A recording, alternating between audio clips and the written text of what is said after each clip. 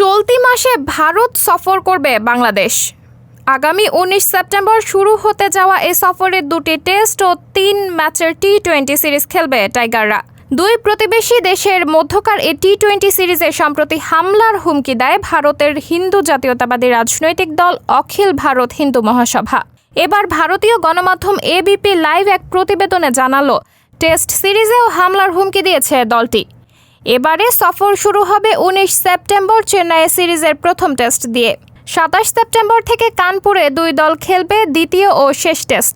আর ৬ October গোয়ালিয়রে প্রথম টি-২০-র পর দ্বিতীয় ও তৃতীয় টি-২০ অনুষ্ঠিত হবে ৯ ও ১২ অক্টোবর।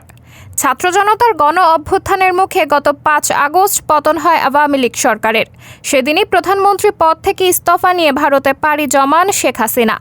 এরপর থেকে ভারতীয় বিভিন্ন গণমাধ্যম ও সোশ্যাল মিডিয়া প্ল্যাটফর্মে বাংলাদেশের সনাতন ধর্মাবলম্বীদের ওপর হামলার সংবাদ প্রচার করা হয়। যদিও ফ্যাক্ট চেকে উঠে আসে এসবের অধিকাংশই ছিল গুঞ্জন ও অতিরঞ্জিত।